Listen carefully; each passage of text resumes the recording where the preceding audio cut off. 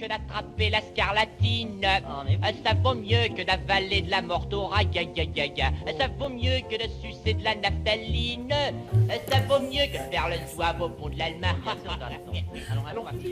Si je vous dis pesticides, additifs, colorants, exhausteurs de goût, vous connaissez ça. C'est un grand nombre d'aliments qui subissent des traitements ou des transformations qui sont fortement soupçonnés de nuire à notre santé. Alors lesquels, comment faire la différence? Vous allez voir un livre tout à fait intéressant qu'a parcouru Brigitte Fanny-Cohen. Alors c'est intéressant aussi parce qu'il a été écrit par deux personnes. Oui. Qui se complètent au fond. Exactement, un médecin nutritionniste et un ingénieur agronome.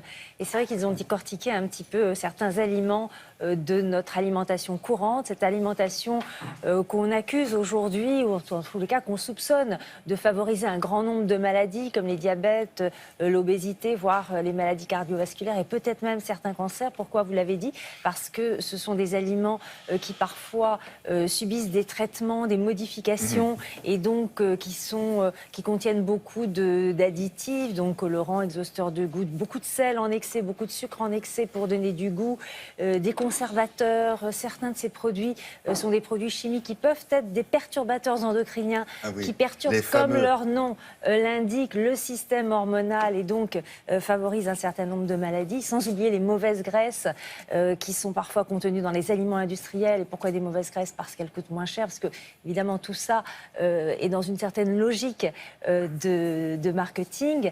Et donc, dans ce livre, effectivement, ces deux spécialistes décortiquent pour nous des aliments qu'on a l'habitude d'acheter. Oui. Et alors, on n'a pas pu, dans le reportage, évidemment, parler de tout, mais nous avons vu avec eux comment acheter un poulet. Et vous verrez que vous n'achèterez plus du tout votre poulet de la même manière. Comment acheter un pot de miel? Comment éviter les pièges? Vous allez voir que... Oui, des choses de l'alimentation courante. L'alimentation courante. Comment vous achetez vos cerises? Qu'est-ce qui est mauvais? Qu'est-ce qui est toxique pour la santé quand vous achetez ces produits-là? Comment faire pour acheter les meilleurs? Réponse en images.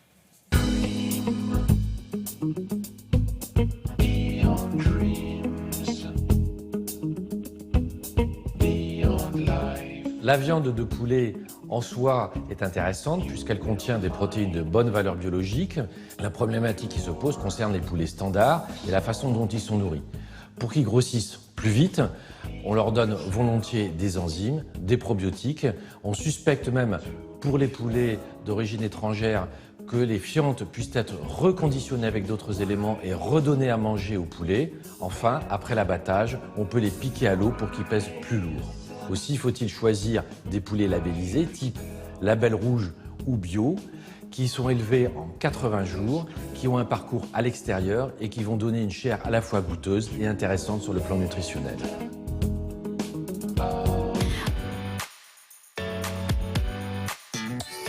La production mondiale de miel excède la capacité de production des abeilles.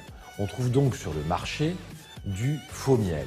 À partir de sirop de fructose-glucose industriel, on rajoute des colorants du E150D, tout cela est suspect pour la santé, parfois des arômes de synthèse. Comment le repérer? La seule possibilité, c'est de lire l'étiquette. Et quand il y a marqué « miel origine hors Union européenne », ce peut être un miel bien suspect. Il faut choisir du miel avec un apiculteur clairement identifié ou du miel bio qui correspond à un cahier des charges bien précis. On a deux types de salades à notre disposition, des salades en sachet ou des salades entières. Pour les salades en sachet, il faut savoir qu'elles sont nettoyées avec une eau légèrement chlorée et que très souvent, elles ont perdu une partie de leurs vitamines et elles coûtent très cher. Pour les salades entières, il faut mieux les choisir bio. Cela évite l'usage d'un très grand nombre de pesticides. Concernant les cerises, le problème est le traitement par le diméthoate. Ce pesticide est interdit en Espagne, en Italie et maintenant en France. Mais on peut trouver des cerises conditionnées en Espagne alors qu'en fait elles viennent de Turquie ou du Maghreb et qu'elles ont été traitées par ce pesticide. Finalement, on s'aperçoit que la consommation moyenne de cerises par an et par habitant en France est de 800 grammes.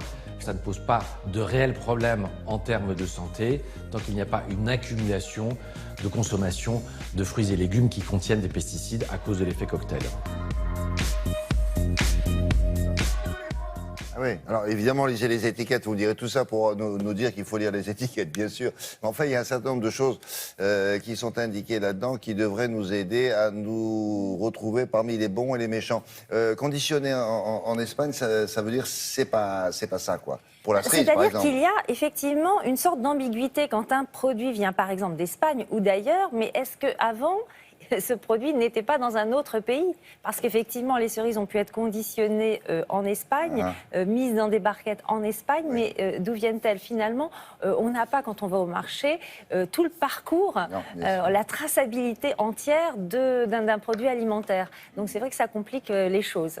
Alors bien sûr, un produit élevé en France ou produit en France.